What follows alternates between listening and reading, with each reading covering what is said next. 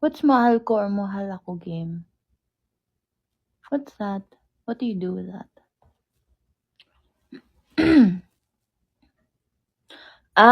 You tell me a name and then I say if mahal ko or mahal ako.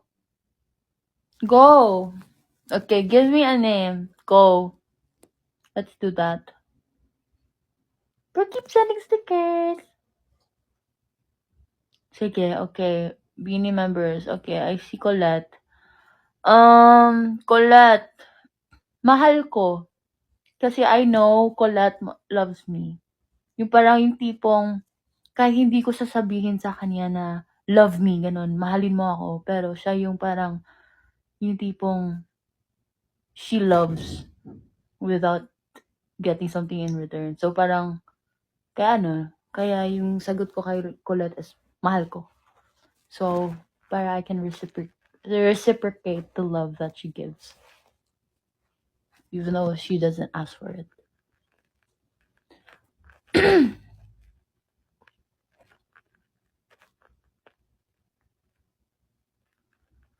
Tama ba? Did I do it right? Did it right? Okay. Okay, next one. Huh? Mahal ako dapat. Wait ba? Ano ba? So, if I answer is, example, if I answer mahal ko or mahal ako, mahal ko is parang, mahal ko na I love her, parang ganon, or I want to love her, I want her to love me, ganon.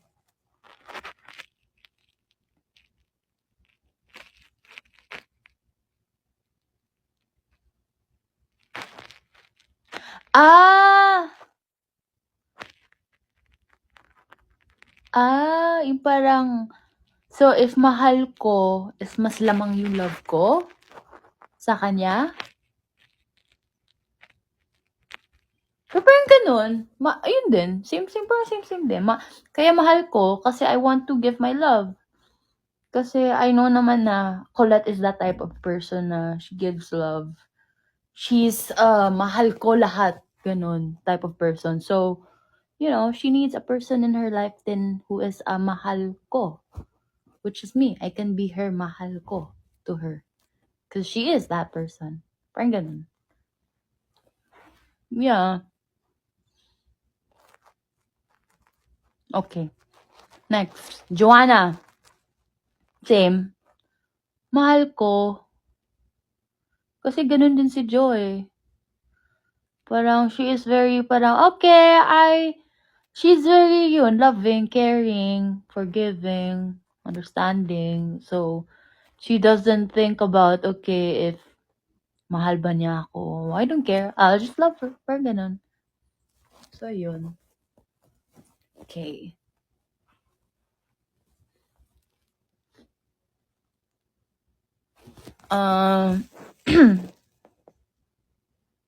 Pero paano ko isagot nga kung mahal ako? Mahal ako.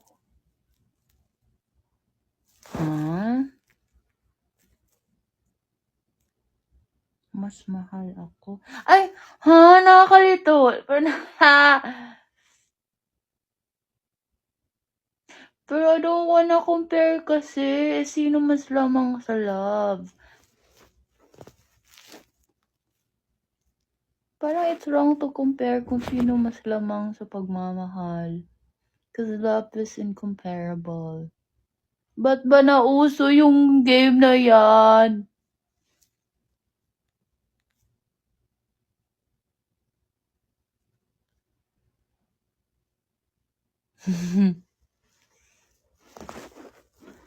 Wait lang, nalito na tuloy ako. Okay, if sasabihin mong mahal ko, meaning ikaw yung mas mapagmahal?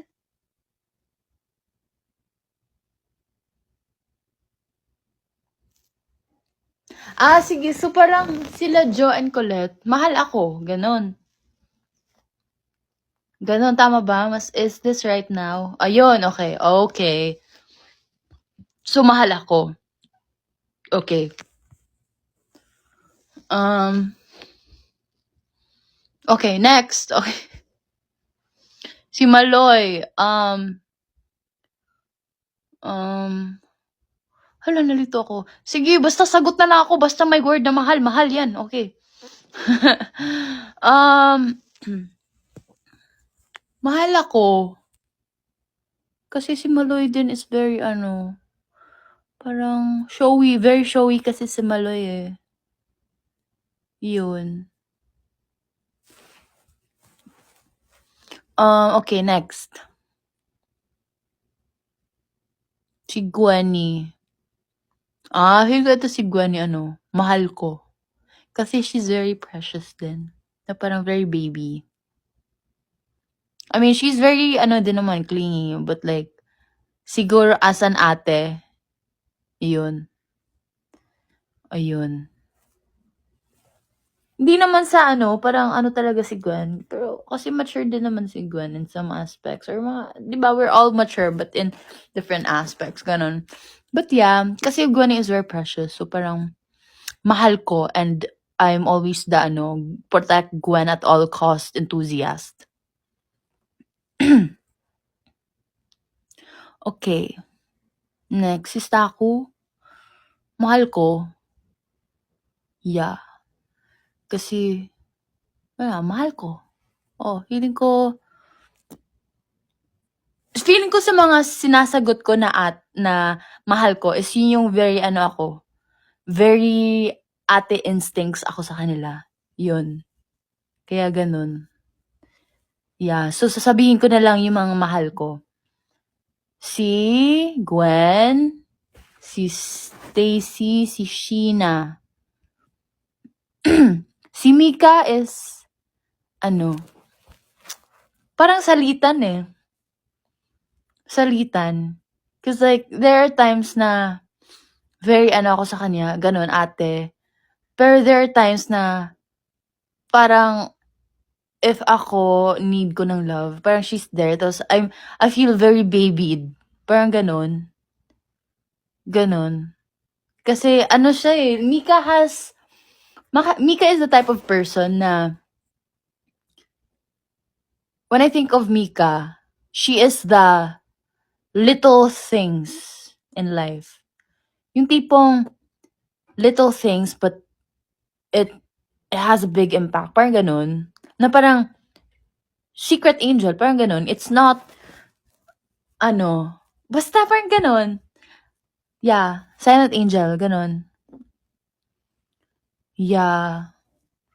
Kasi so hindi kami super clingy. Kasi I'm not super, as a person din ako, hindi ako super clingy. And then, si Mika hindi din super clingy. So, kaya hindi kami super, alam mo yun, like, showy na, I love, ganun. Pero, if we do, kaya ganun, little things na big thing. Kasi, yung mabigat talaga. Basta, ayun. Cause, ayun, like, example, pag may mga times na hindi ako okay, tapos siya yung makakasense kasi na parang, hey, are you okay? Parang, ayun. So, yun. Mga times, mga little things. Yeah, acts of service si Mika din. So, ayun.